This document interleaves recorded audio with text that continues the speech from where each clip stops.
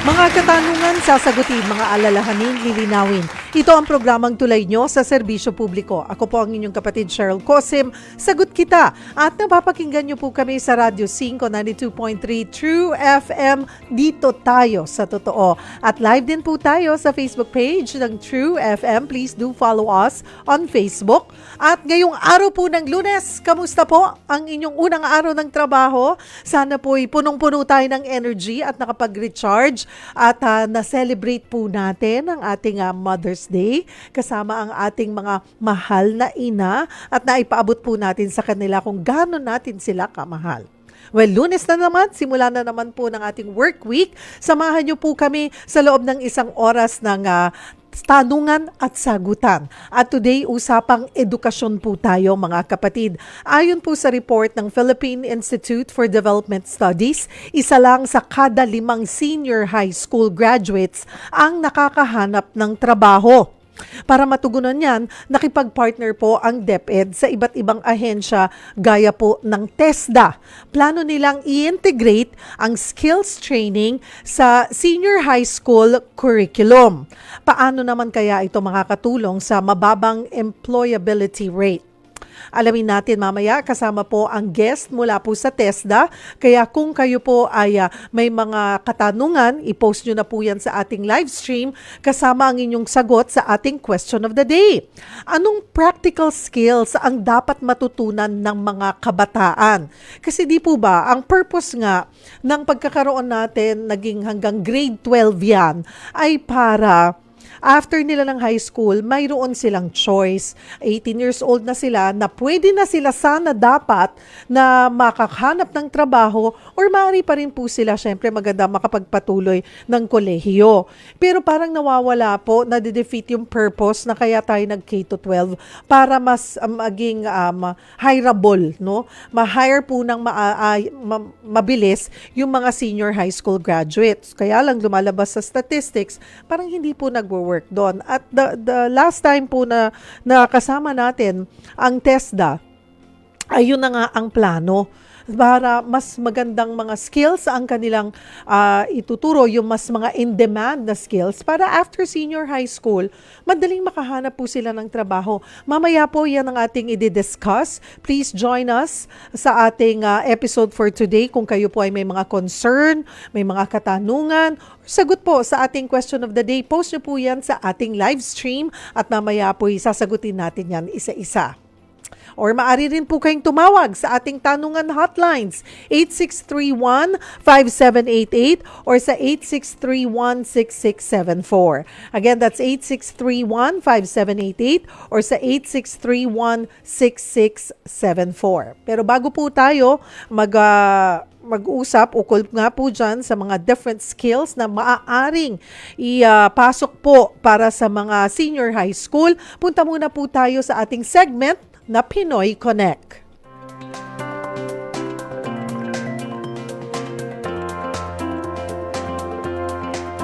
Dito po ay pag-uusapan natin ang lagay ng mga OFW at mga programa at serbisyo para po sa kanila. Nasa linya ng telepono, Foreign Affairs Undersecretary Eduardo De Vega. Magandang hapon po sa inyo, Yusek. Salamat po sa oras. Good evening po. Good afternoon po. Opo, good afternoon, Yusek. Yusek, hingi po kami ng updates sa mga sitwasyon po sa ating mga OFWs. Unahin ko po, nakauwi na sa bansa yung isa sa 4 na seafarers na bihag po ng Iran. Paano po siya napalaya at ba't naiwan yung 3? Okay, first of all, hindi naman natin sabing bihag. No? Nagkataon nang nahawak sila sa Iran, no? So, sa barko, no? Ang nangyari yun, 4 silang seafarers pero Filipino, meron pang mga ibang nationalities. Mm-hmm. Pinag-uusapan natin yung barko at saka yung Iranian na kung merong hindi essential na seafarer, pauwi na kasi kaya lang hinahawak sila, hindi naman dahil sila ang hostage. Ang barkong talagang interesado, yes. Doon na yung interest yung Iran. Ayoko na mag-explain pero okay. Opo. So, ang nangyari dyan, kaya kailangan nilang nandun pa yung mga seafarer. Kasi pag mayroong kinakapture na barko, kahit na nandun lang yan sa nakaangklas, kailangan may mga nagtatrabaho doon. Requirement yan ng International Maritime Organization, no? So, ano nangyari, sinabi natin, kung sinong hindi essential, palayain na. May napalayang 5 taga-India, isang Estonian, at saka isang Pilipino. So, sa 4. Ngayon, ano nangyari na sa ibang 3? Kasi mas essential yung trabaho nila. So, ang ginagawa natin, yung local manning agency, tulad ng nangyari dati, naghanap na ng replacement para sa kanila na hindi Filipino seafarer. Opo. Kung may ibang lahi, para pag napalitan na sila, pwede nang makauwi rin yung 3. So, tingin namin makakauwi rin yung 3 niyan kasi dati, 18 sa ibang barko, napauwi natin dahil napalitan lahat. So, ito na lang, inaasahan natin na bago matapos ang buwan, napalitan na sila. Nasa agency doon yan, no? Opo. So, kamusta naman daw po? Ano po ang kwento nung nakauwi pong isang seafarer? Kamusta po yung 3 iba pa nating kababayan po na naiwan? Well, nasa mabuti kalagayan naman sila, nakakain sila, ganyan. Siyempre, ayaw nila nandun lang sila. Pero hindi sila tinatratong masama. Pero ang trauma nila yung pag-capture ng barko kasi may dumating pa yung helicopter. Yung helicopter naglanding pa sa barko. Yun ang ayaw nila. Yun ang nakaka-traumatize, no? Pero yung trato sa kanila, okay naman. Opo. Saka yung ship mismo, kompleto sa, nandun, meron silang gym, meron kompleto sa pagkain, gano'n. At saka, ikang agent, nagtatrabaho pa rin sila, parang working pa rin. Nagkataon lang na nasa port lang. Minsan yung mga sitter, gano'n naman eh. So, ang problema lang, tagal na, no? Nagpas ng buwan na to. So, hindi sila masaya, pero alam nila makakauwi at saka nakaka-contact sila sa pamilya nila. Pati tayo dito sa government, nakokontak natin ang pamilya ng mga seafarers. So, ang kailangan lang bilisan ng agency na mapalitan yung ating mga seafarers ng ibang lahi. So, swerte lang yung isa kasi non-essential siya para sa operations ng barko. Kaya napalayan at saka laking tuwa ng misis, nagpasalamat sa amin na nagpadala ng thank you, no? So, hindi tayo masaya, pero pag ginagawa natin, mas kinokontrol natin yung mga manning agencies na sabi natin, paulit-ulit, as much as possible, wag na magdala ng Filipino seafarers. Kung ang barko, ikadaan dun sa either sa Red Sea, kung sa yung Houthis, no? In Yemen, or Strait of Hormuz, between the UAE and Iran. Doon nahuli itong MSC Aris. So, prevention, no? Is the best. So, lately, mas konti na yung mga Pilipinong napektado kasi mas kumukonti mga barko na mga seafarers na dumarang sa Ellen. Opo. Pero sabi nyo nga po, nakakausap naman. Napapayagan na po ba yung video call? Pero bayagan nung ba? Video call. Pwede pong video call, hindi lang mang po sa linya po ng telepono. Alam ko pwede po kasi nabisita sila ng embassy natin, si Rhea Sebastian, yung ating consular in charge ng assistance. So, ang alam ko pwede, pero check ko po ulit, no? So, yun ang importante nga rin na nakaka-internet call sila, so video call. So, buti naman. Pero syempre, ang mas importante makauwi na. So, yung application natin. Kasi, hindi naman sila hostage na parang kung mag-buy ransom o di kaya kung mayroong political demand. Ang kailangan lang para palayain sila is may replacement sila. So, yun. At tumulong rin yung India dahil yung India sa kanila yung ship captain. Tapos yung ship captain ang namimili kung sinong non-essential, no? At saka yung India, kinakausap din yung Iran. So, ganun din. Pasalamat din tayo sa India, hindi lang sa Iran. Masama, ang hirap ng buhay ng ating seafarer, no? Pero in demand pa rin sila. So, sana matapos na tong alitan na to. Ang pagkaintindi namin, basta ba po na mayroong American o Israeli suspected ownership, yun ang mga kinakapture. Pero yun nga, so dapat ibabala yung ating mga seafarer bago pumunta doon, na bigyan sila ng, parang dapat may consent sila Opo. At Kung tuloy, ayaw nila, Yusek, tuloy-tuloy po ang sweldo, suporta po ng ating pamahalaan dun pa po sa pamilya nung tatlo pong hindi pa yes, nakakauwi. tuloy-tuloy pa. Okay, nung umuwi itong isa, binigyan silang financial assistance ng department ng gobyerno, no? Pero yung sa sa kanila, tuloy na empleyado pa rin sila. Pinapadala pa rin sa pamilya. In fact, mas mataas ang sweldo nila kasi tawag doon na parang hazard pay din yan dahil yung mga dumadaan dyan, mas malaki ang sweldo kaysa sa ordinary people. So, tuloy yung sweldo. Hindi sila in effect, parang empleyado pa rin sila. Opo. Punta naman po ako doon sa iba pang issue.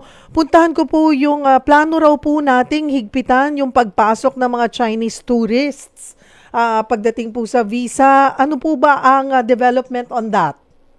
Well, ang in charge si Yusek Domingo, pero, well, tulad ng sinabi niya. Okay. Yusek?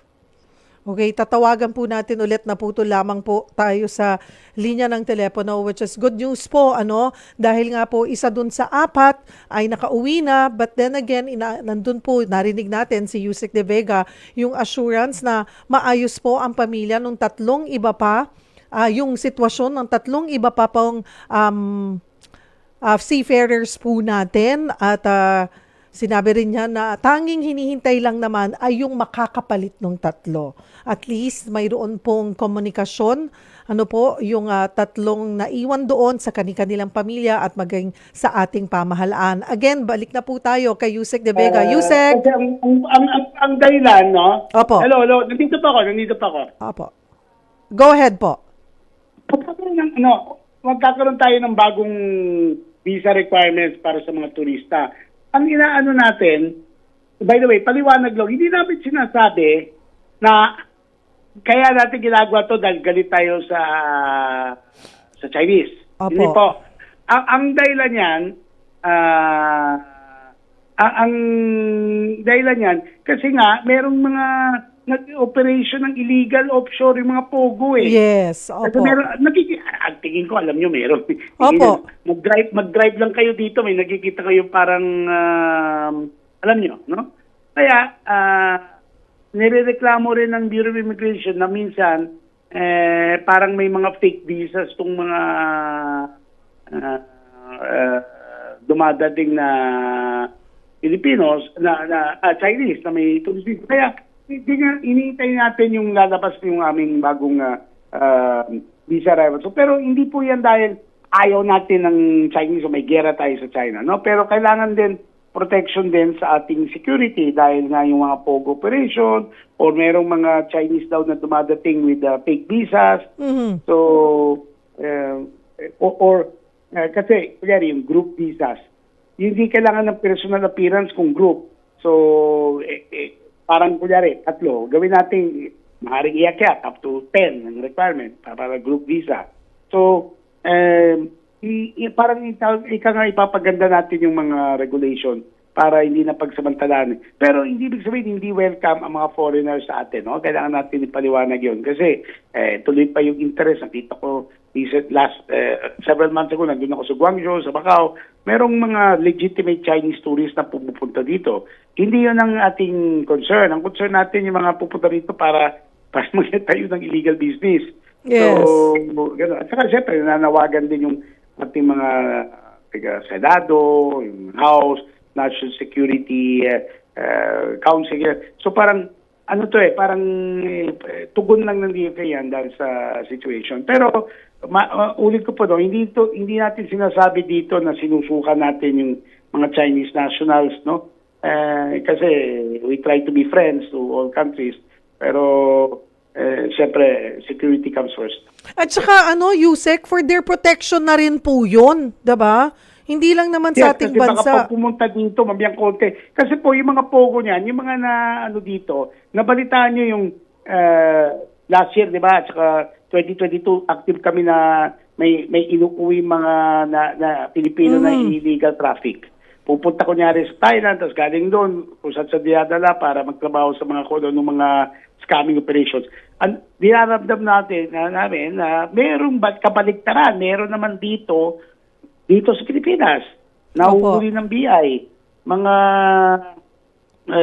ganun klaseng factories. Tapos yung mga empleyado na marami foreigner, mga Chinese, mga ibang ASEAN citizens. So nangyayari din sa atin yan. Kaya iniiwasan din natin yan na siguro isang advice, kailangan parang sa atin, pag hinihingan tayo ng visa sa kunyari mayaman na bansa, di ba? Nangihingi ng patunay na legitimate tourist tayo. Kunyari, marami tayong kwarta or nakakabay na tayo kung saan. So, yan, isang paraan yan, matiyak natin. Otherwise, baka dayadala yan dito, tapos yung pala, pagdating dito, scam din pala sila ng ibang mga nationalities, no? So, tama rin yun, para sa protection din nila yan. Opo. And so paano po yan? Kailan po makakabuo tayo ng guidelines para po sa mas mahigpit na paglalabas po ng Ang sabi visa? po ni Yusek Gary Domingo next week, next week niya sinabi, itong linggo na yan. So abangan natin po, no? Siyempre, pananawagan ng pamahalaan to na kailangan aksyonan agad. So hindi kami magdi-delay yan, ha? Opo. Isa pa pong issue pang huli po, Yusek, ano po ang magiging role ng DFA dito sa bagong buong human rights super body? Well, palagi kami may role sa human rights kasi kami yung parang sabihin natin yung nagpapaliwanag sa ibang bansa. Di ba, may utusan si President, di ba? Meron siyang dineclare. Ang ating, ang nagpapaliwanag sa ibang bansa kung anong ginagawa, ano nangyayari sa Pilipinas, o in effect,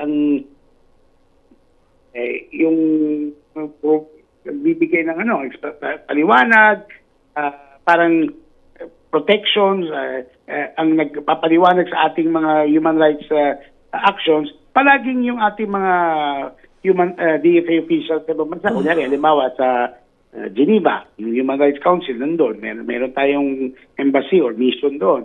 Sa UN, sa New York, sa bawat embassy sa European Union countries. So, hindi mawawala yung role, papel ng DFA sa pagiging active transmitters and defenders of the Philippines human rights actions, no? Policies to defend human rights. Kasi palaging nangyari na, ilang taon na yan, no? At syempre, kami rin ang magbibigay ng payo o bigyan ng notice. Kunyari may na-receive na naman tayong, kunyari, very common to, isang European parliamentarian or iba-ibang bansa, susulat na congressman o ganyan, concerned dito, kami nagpapasa niya, no? So, pero ang natural na ang magmo-monitor ng ating human rights violations at saka gagawa ng mga hakbang para protektahan human rights, siyempre, ang ating mga security agencies. Opo. So, saka yung mga police, mga ganyan. Pero kami, ang role namin, ipapaliwanag namin sa ibang bansa, anong ginagawa natin. At kung kailangan ng tulong yan, halimbawa, mag-fund sila ng mga, kung kaya ng European Union, magbigay ng contributions para sa ating mga human rights programs. Halimbawa, yung training for ating mga security officers or judges, ganyan. Natural, open sila, open din tayo, no? So, hindi mawala yung role ng DFA dyan. Opo. Marami pong salamat sa inyong oras, Undersecretary Eduardo De Vega ng DFA. Samantala, salamat po. Good afternoon po. At kasama naman po sa linya ng telepono pa rin, DMW Secretary Hans Leo Kakdak.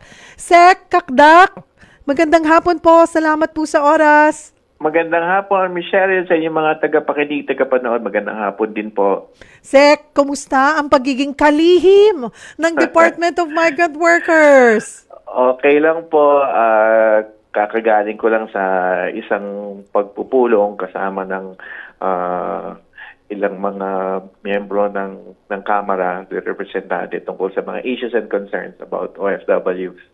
Mhm. Ano po ang marching orders na ibinigay po sa inyo ni Pangulong Bongbong Marcos?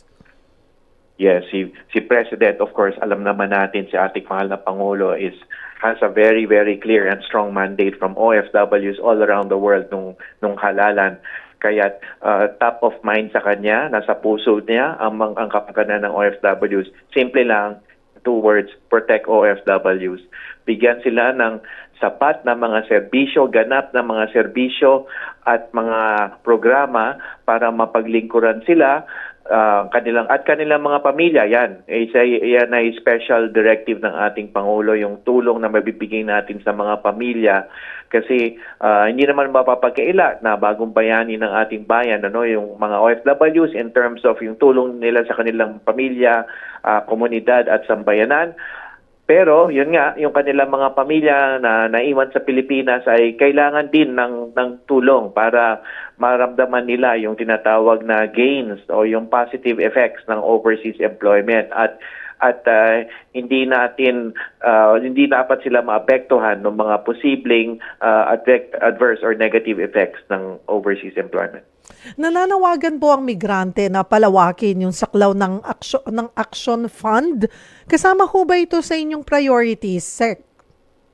Yes, of course. Nung araw ng paggawa ay sa mismong palasyo ng Malacanang ay nagbigay ng kautusan ng ating Pangulo. Number 1 sa kanyang kautusan sa Department of Migrant Workers ang pagpapatupad at pagpapalawig ng Action Fund. It's a 2.8 billion peso Action Fund that covers legal assistance, financial assistance, humanitarian assistance, and medical assistance to OFWs in need. So, marami ng mga natulungan in terms of yung legal, yung pagsasampa ng kaso sa abroad at pagdepensa, kung akusado sa isang criminal case sa mga OFWs sa abroad, and then yung financial, yung tulong financial dun sa mga halimbawa nanunumbalik mula Sudan at Israel, panahon ni Secretary Susan Toots Ople, na kung saan unprecedented ang financial assistance. Yung mga nanunumbalik ni Cheryl from Israel, halimbawa, tumatanggap sila ng as much as from the between the DMW and OWA, 100,000 pesos, 50,000 from the DMW, 50,000 from the OWA. And then sa medical, bukod pa dyan yung potential medical assistance kung may sakit yung OFW, pagbayad sa kung walang insurance coverage sa abroad yung OFW, tinutulungan po natin in terms of medical bills na kailangan bayaran, mga gamot, at pag-uwi pa sa Pilipinas, nandiyan dyan yung ating OFW hospital na handang magbigay din ng tulong. Mm-hmm.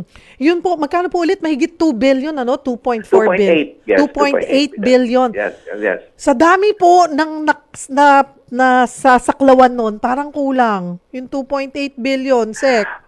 Well, titignan lang natin kasi naman ang system naman with the DBM kina Sec Mina Pangandaman ay kung hindi sapat yung pondo ay pwede naman tayong humingi ng tulong din sa DBM for possible supplemental funding, so yan naman ay pwedeng gawa ng paraan in terms of as we go along in 2024, but rest assured itong 2.8 billion can already go a long way, di ba, Ms. Sherin? Marami nang matutulungan sa halaga ng 2.8 billion.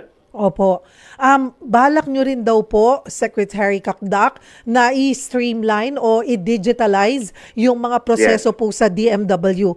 Paano po nang balak nyong gawin at kailan po masisimulan nito? Yes.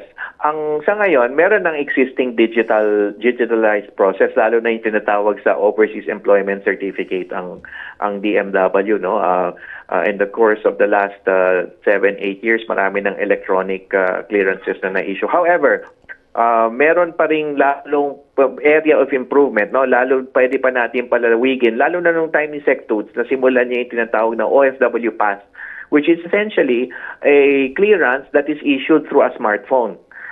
Kasi sa ngayon, yung electronic issuances through desktop or tablet o ano pa mang kaparaanan, but through a smartphone na may app na device, at yun ang palalawigin natin para smartphone DMW app na lang ang means ng pagkamit nitong OFW pass or clearance. So pag-document basically sa isang OFW. And then of course, kahit yung sa mga halimbawa yung mga age recruitment agencies at mga foreign employers that go through our processes, we will also streamline the processes to cut the red tape, no?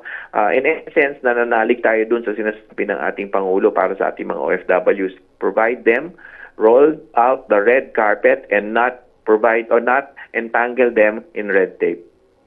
Magkakaroon din ho ba ng regular na konsultasyon sa mga stakeholders? Yes, that's right. Kung maalala ninyo, Michelle, nung January, yung kick-off rally ng Bagong Pilipinas movement ng ating Pangulo, ay isa sa mga pangunahing direktiba niya doon ay yung town hall meetings, pagsasagawa. In compliance with that so far, may mga 47 town hall gatherings na tayo, virtual or physical, no? Kasi OFWs naman, so talagang tanggap natin na dapat virtual din ang kaparaanan natin ng town hall gatherings.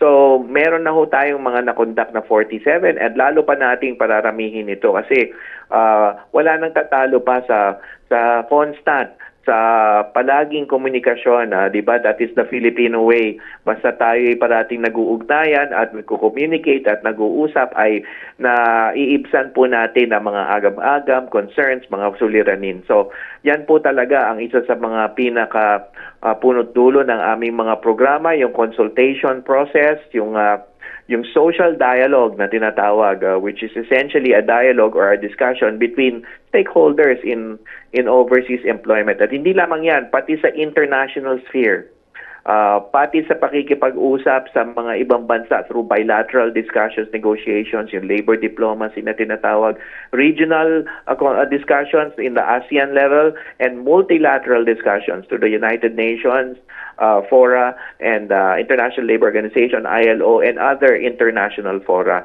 Makikilahok din tayo dyan para isulong ang agenda ng proteksyon sa OFW.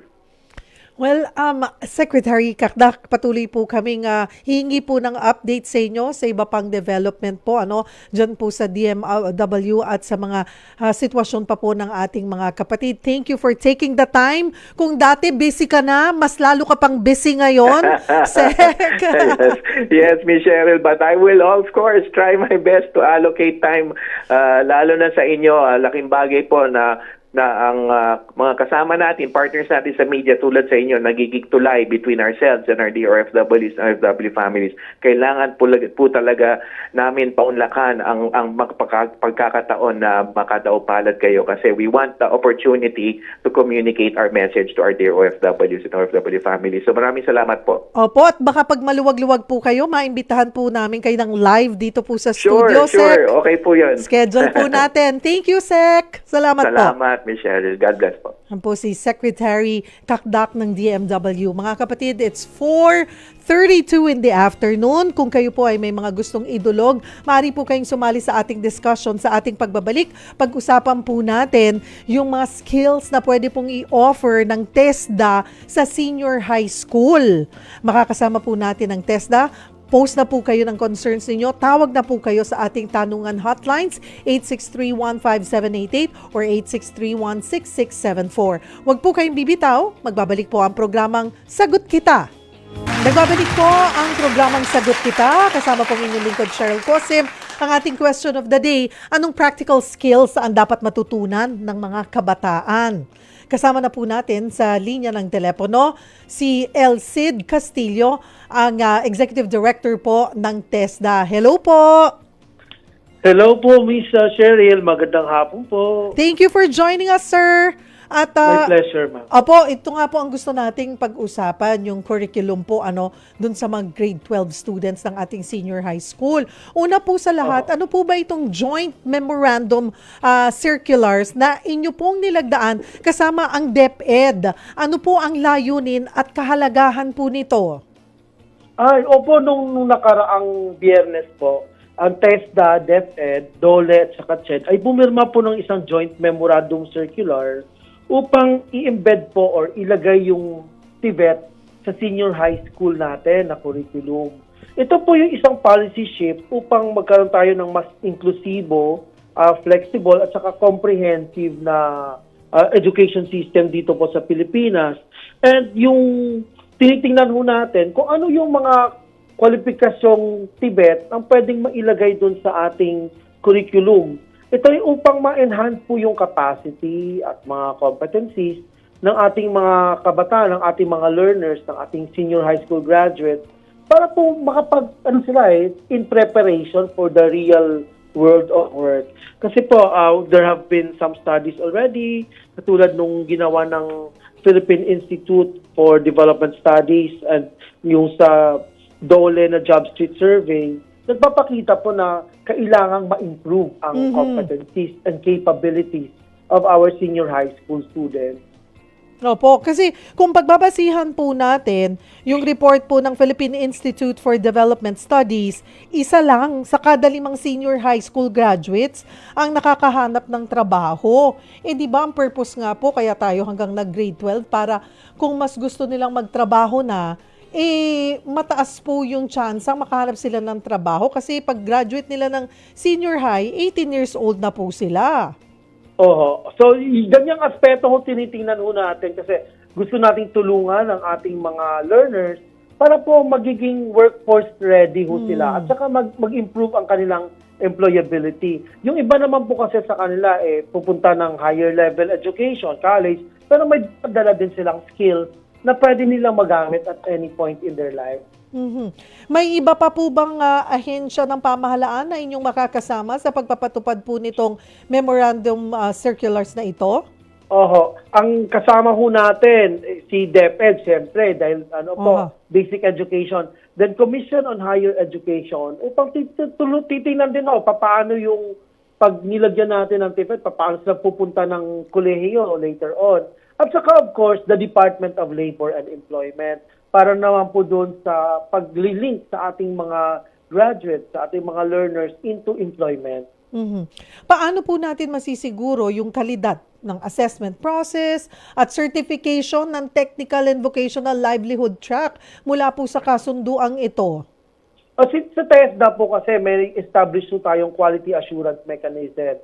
Yung quality assurance mechanism mo natin on competency assessment at saka yung sa pagbibigay ho ng certification is ISO certified. So we are assured of that. So another way po upang mas lalong mapalawak ho ang ating programa ay yung pagbibigay naman po ng training para sa ating mga teachers to become assessors and also para makapag-deliver ho ng TVL program. So part po yun ng quality assurance system ho natin upang ma-elevate ho natin yung ating educational standards. And of course, ito po yung mag-a-assure sa atin ng program excellence, relevance, and alignment with the industry needs, with the industry standards. Kasi po, tinitingnan din ho natin, pag gumawa ho tayo ng programa, kailangang nagre-respond din tayo sa industry standards, the needs of our industry. Ano po yung mga technical and vocational education and training courses na inyo pong isasama dito sa curriculum ng senior high school mula po sa memorandum circular with DepEd? Okay. Sa survey po natin sa TESDA, 64 training regulations po ang pwedeng ipasok. Pero hindi ho lahat yan kukunin ng estudyante. Sa isang training regulations, isang qualification sa grade 11, isang qualification po sa grade 12. So, kung gagraduate po siya ng grade 12, dalawa na yung nakuha niyang national certificate. So, ano-anong programa ho mga to? Meron ho tayo under sa, yung proposed ho natin, under sa accounting business management, local guiding services, front office services, travel services, events management, micro-insurance, real estate services, and then meron din po tayo sa humanities and STEM.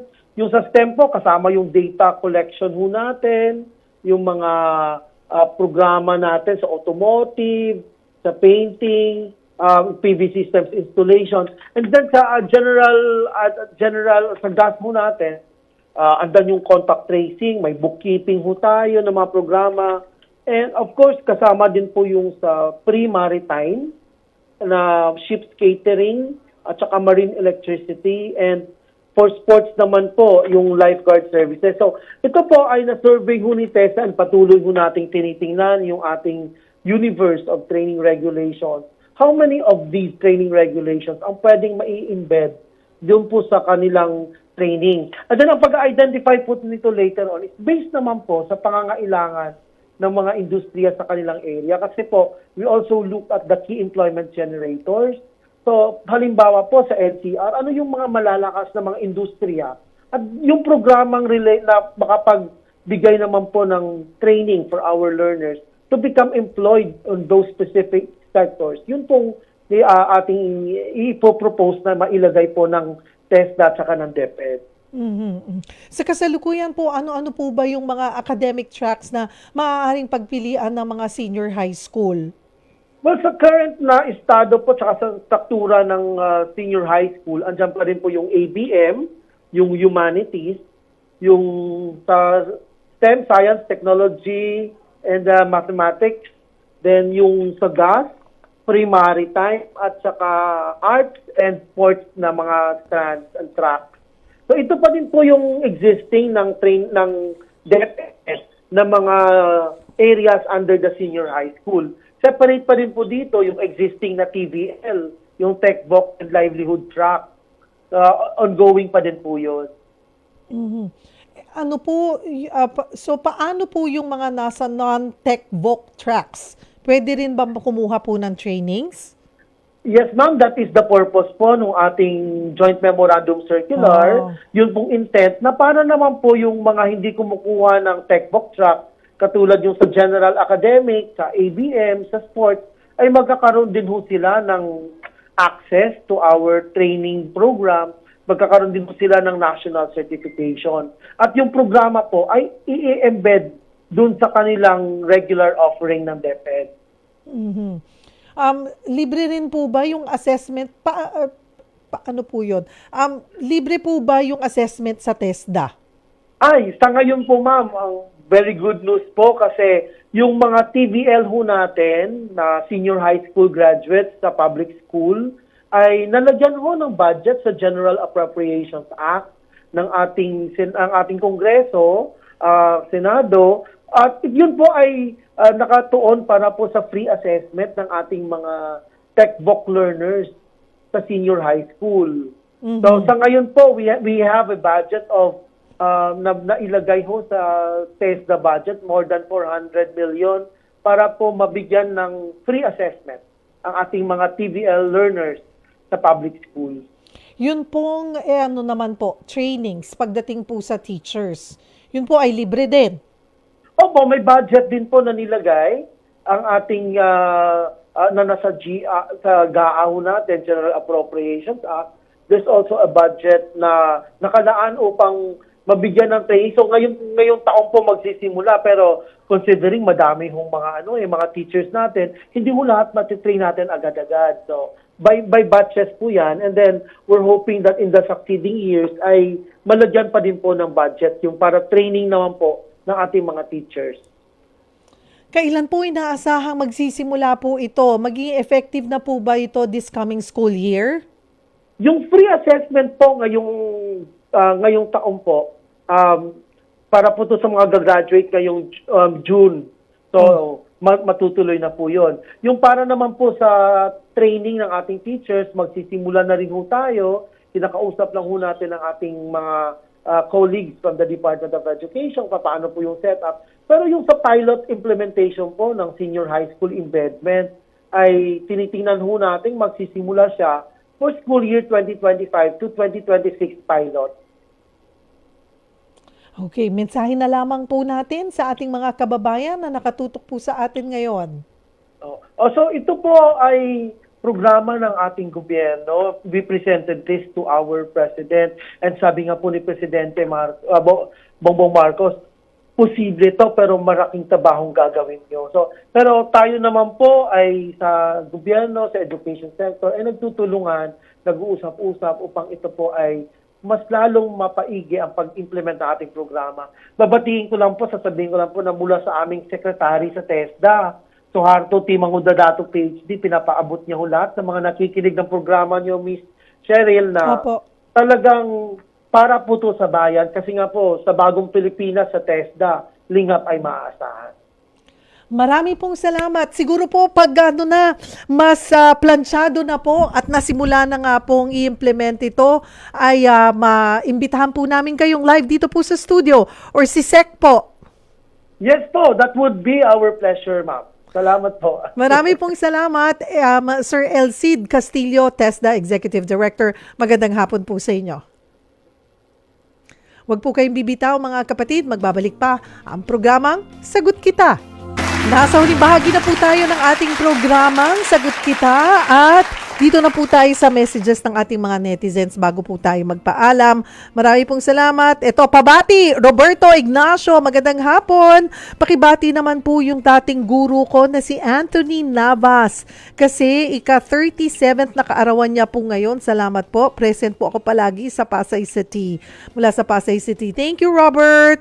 Si Marjon Mambot, watching Sagot Kita. Good luck po sa lahat ng magte-training. Thank you, Marjon. Si Adela Honen. Magandang hapon po. Happy and blessed Monday watching from abroad. Mag-iingat ka, Adela. Si Charlene Lopez watching via Signal Channel, Channel 19 in Cebu. Maayong hapon po sa inyo. Yes, mga kapatid, kung kayo po ay kung kayo po ay Signal subscribers, isa po kayo sa mahigit 5 or 6 na milyon na po ang Signal subscribers. And I know hanggang Tawi-Tawi, Kalayaan, Group of Islands, basta may Signal ka, Signal subscriber ka, maaabot po namin kayo. We're on Channel 19. Naka-test broadcast pa ba tayo o okay na tayo? Malinaw na tayo direct. Okay na. Test broadcast pa rin, Channel 19. Pero malinaw tayong napapanood ni Charlene Lopez Enriquez. Hi! At si Errol Grimares, maulan na hapon habang may duty sa work sa Cavite kasama ang crew ng Durepest. Termite and Pest Control Corporation. Hello sa inyo dyan, Errol Grimares. At ang ilan pa pong comments ng ating mga kapatid ukal po sa ating topic, si Reggie Atienza, yung K-12 po, hirap pa rin pong makahanap ng trabaho. Sana nga makatulong ang mga tech-voc training. Si Marie Bautista, kailangan ng mga kabataan ng practical skills, dapat hindi lang puro social media. Si Mark Mendez, marami naman pong trabaho siguro, dapat mas pag-igihan pa ng senior high graduates yung paghahanap ng trabaho. Si Michael Cruz, dapat po talaga may alam na skills ang mga senior high school graduate kasi hinahanap po yan ng mga employers. And also kasi yung pong yung certificate na which sabi nga po ng TESDA kanina ay maglalabas na po sila ng certificates. Ayan, si Leila Santos, marami pong pwedeng training sa TESDA like bartending, welding, electronics, etc. I think lahat po yan malaking tulong mag-decide man o hindi tumuloy sa kolehiyo. Alright, marami pong salamat mga kapatid sa inyong pagtutok po sa amin ngayong araw ng Lunes. Again, happy Lunes po sa inyong lahat. Diyan nagtatapos ang isang oras na tanungan at sagutan. Magsama-sama po tayo ulit bukas alas 4 ng hapon dito sa programang Tulay Nyo sa Serbisyo Publiko. Ako po ang inyong kapatid, Cheryl Cosim. Sagot Kita!